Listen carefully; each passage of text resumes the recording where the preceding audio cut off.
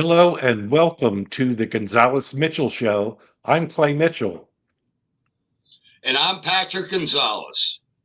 And today, Patrick and I have a guest, Bill Scott, who is the President and Chief Operating Officer of Northeast Maglev. His company is proposing to have a magnetic levitation train, that's a tongue twister, to go from New York ultimately down to DC, with it beginning from DC to Baltimore. Bill, welcome to the show. Thank you for having me, Patrick and Clayton. Now, Great to see Bill, you. what's your background in this? I think you started some years ago, but tell us the genesis of this company and your involvement with it. Sure. The company started in 2010 with the technology, working with the Japanese to try to bring superconducting magnetic levitation to the United States. We have gone through kind of the environmental piece and have been working on that, like I said, for the last 15 years.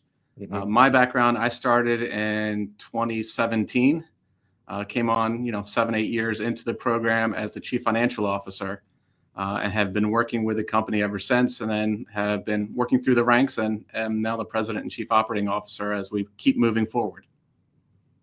And the mission of the company is to have magnetic levitation train. Could you explain exactly what that is and how it's different from traditional rail? Sure. So superconducting magnetic levitation, SC Maglev for short, is Right. based on technology that was originally developed in the United States in the late 1960s. We did a lot of work on it and then eventually abandoned it as there wasn't an appetite to move forward. But the Japanese took up the technology and really spent a lot of time and effort over the last 15, 20 years, starting in the late 1990s, to develop it and get all the technology working and bring it to the population in Japan, where they have a track that's been running for 20 years and has traveled over 3 million miles. And people have ridden it. Over about 250,000 people have ridden it to date. And what we're trying to do now is bring that technology to the United States. So maglev technology, for everybody that doesn't know, it basically floats on magnets. The magnets are not underneath it. Most people think it would repel it up, but it's actually the magnets are on the side of the train and on the side of the guideway. It doesn't sit on rails. So what it does is it sits about 4 inches off the bottom and off the sides and travels at 311 miles an hour, which you couldn't do on traditional steel wheel rails because of the friction, and the grip would be lost somewhere after 275 miles an hour and would become a safety issue. Now, the passenger cabin that anybody would be sitting in when they travel on this, is it more like an airplane, or is it more like a large train, or what do you envision that to be? The passenger cabin is more like a traditional train. So you go in, it's typically a 2x2 seating across the aisle, or 2 or 3x3, depending on what class it is. On traditional trains, our configuration is really a 2x2 configuration when you go in to sit on it. And, our train set will be about 16 cars long, to put it in perspective, and we'll move, about between 500 and 600 people at a time. And would there be more than one train, or you just have the one track, or how does that work? There's actually one track, but actually on the track, there's a northbound and a southbound on each track, completely separated from each other. And there will be, upwards of 12 different trains that will be operating on this track, so that we will always have, spares in reserve in case there's an issue. That we'll have ones that are undergoing maintenance. And then at any given time, you'll have, 4 to 6 on the track operating back and forth, 3 going north, 3 going south, because we expect to have service basically every 15 minutes. Now, Rick is more of an expert on this than I am. I read a poll that said in Maryland, at a margin of, was it 67 to 18, voters are in favor of having in Maryland, are in favor of having a maglev plane. Now, Patrick, 67 to 18 is a pretty good margin, isn't it? It's an excellent margin. It's almost 4 to 1. Yep, that's pretty good. I'll take it. Now, this Are you looking to have state taxpayers pay for any of this, or how is this going to be financed? So no, we are not looking for any taxpayer money from the state of Maryland. We've been committed to that for over 15 years.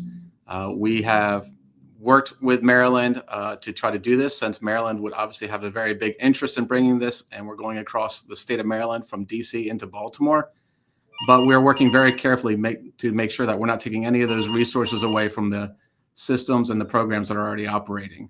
And I think that's one of the big issues that comes out when we talk to people. They think, oh, if we don't do the maglev, that money will miraculously go into the state transportation budget.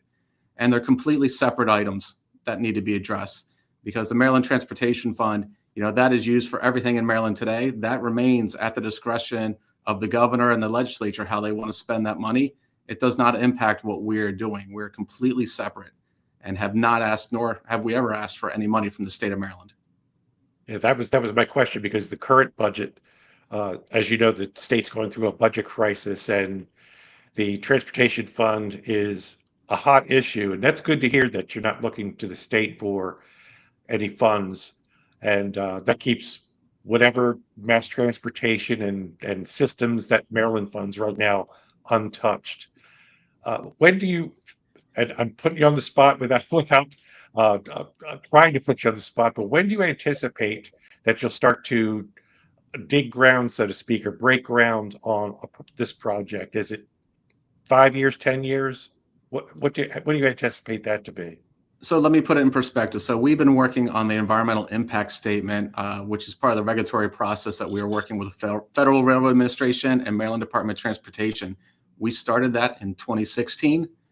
We finally got the draft environmental impact statement out in 2021. We did receive 6,122 comment submissions from interested parties who all have their opinion on what we could do differently or better, or that love the project or just hate the project.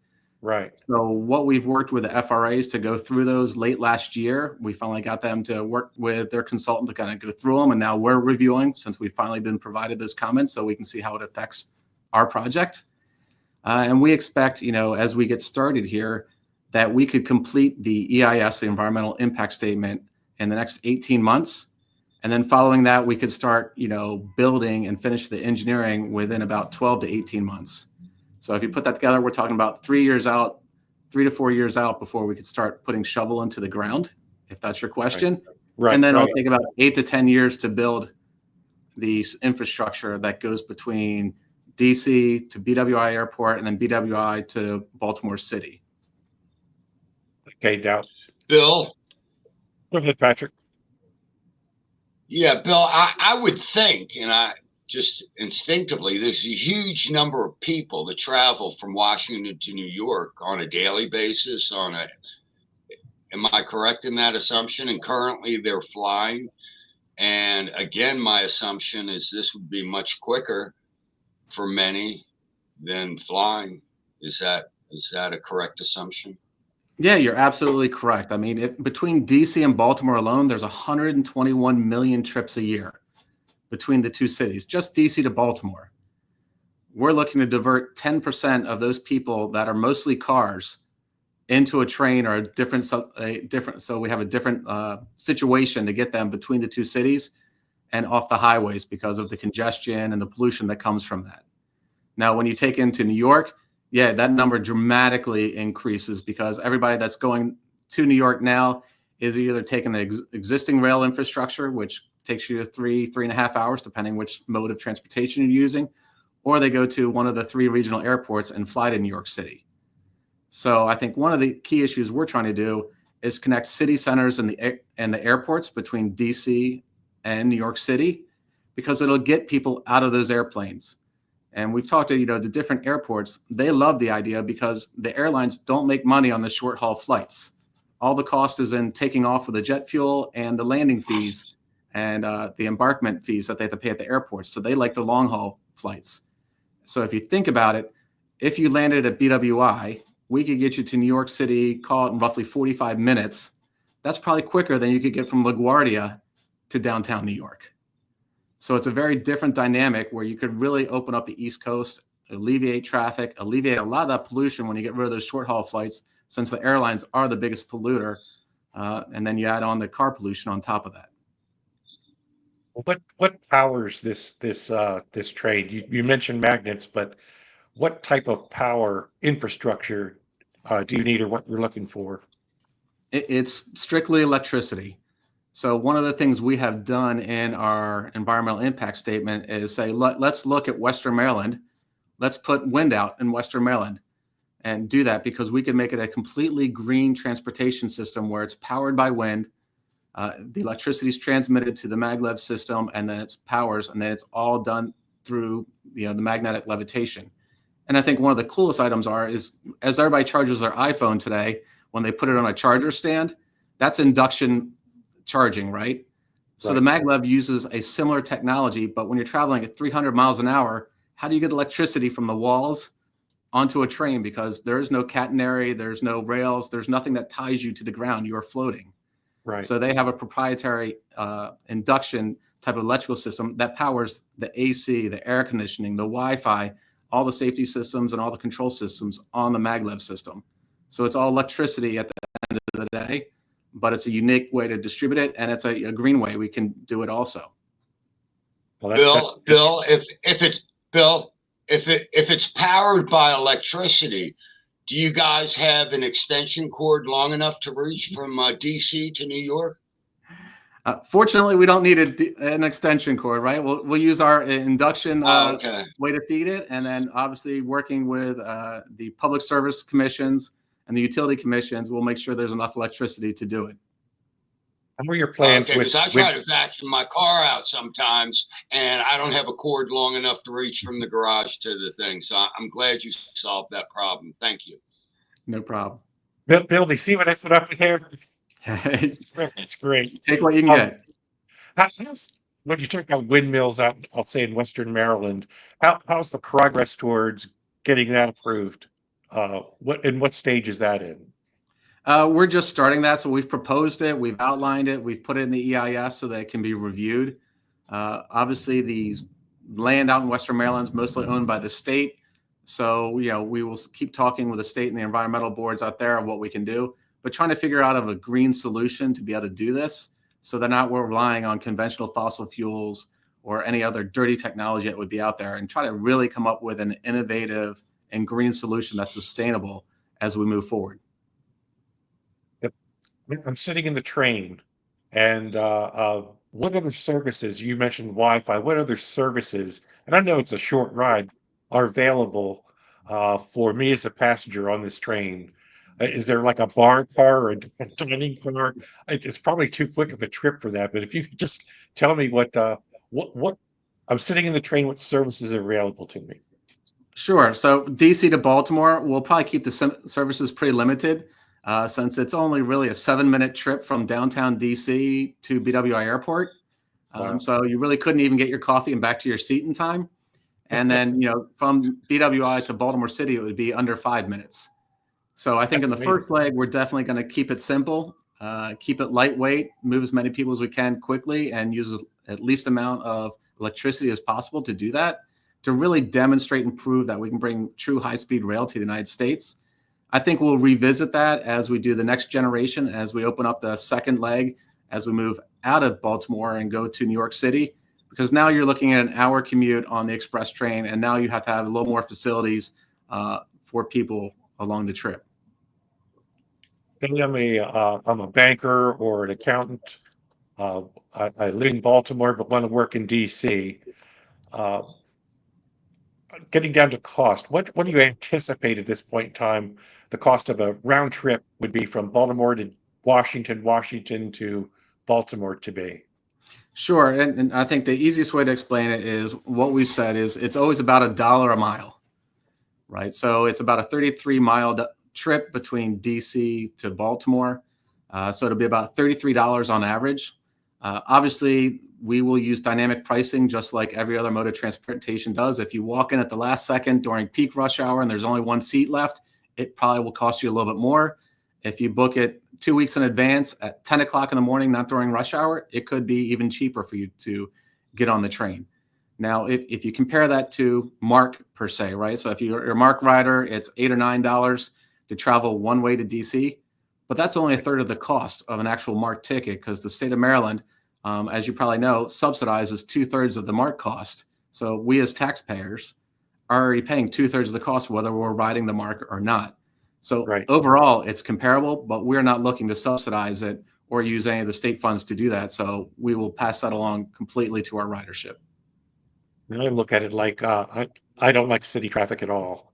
If I was to get on the train in Baltimore and head to DC, I'm looking at wear and tear in my car. I'm looking at higher gasoline, the maintenance on my car.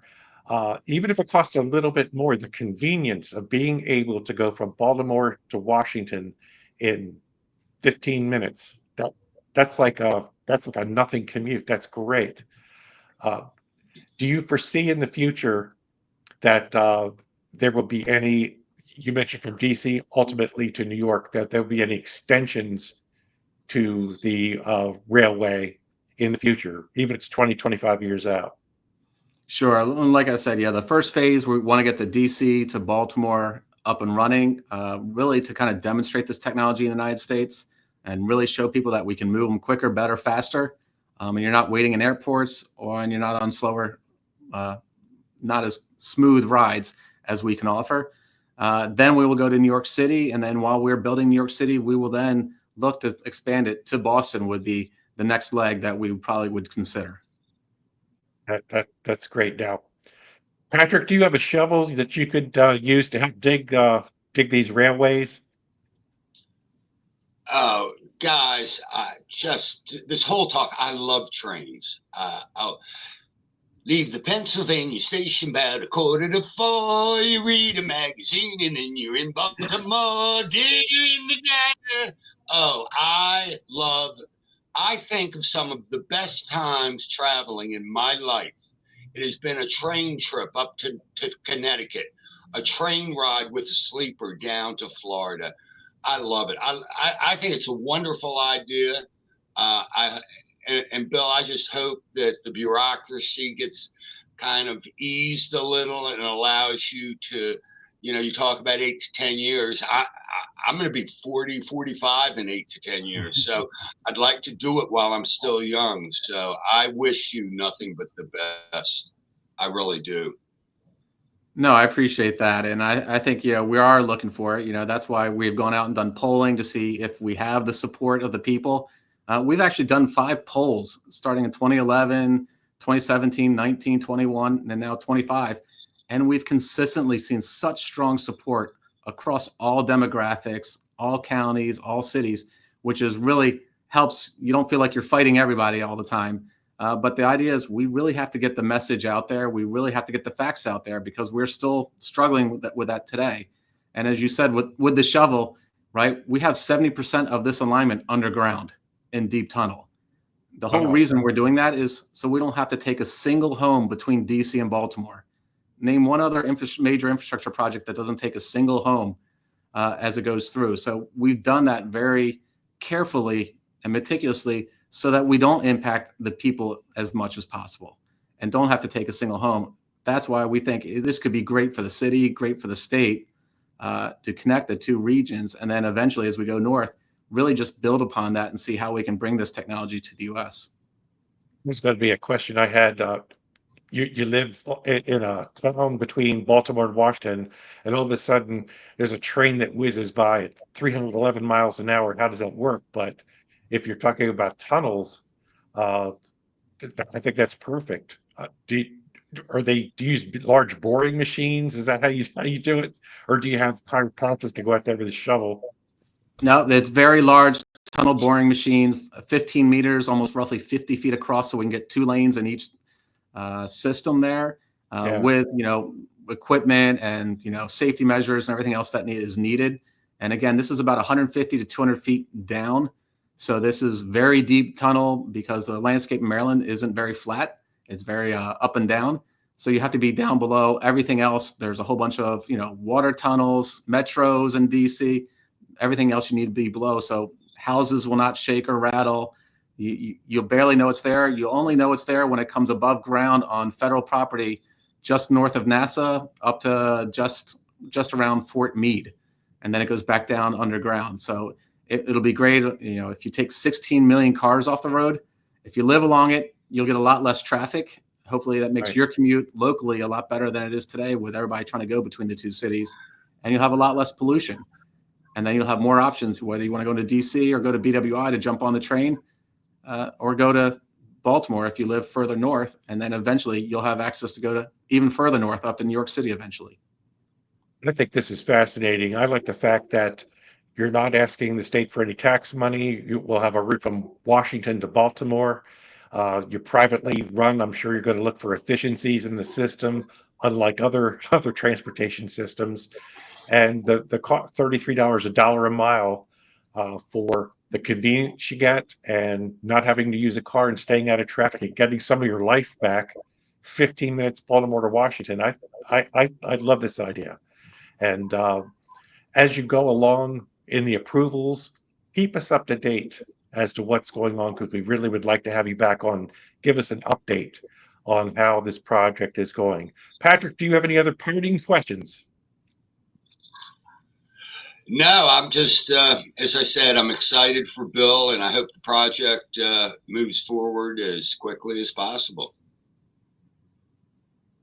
Well, Bill, I think I told you before we started, I look at that little clock on the wall.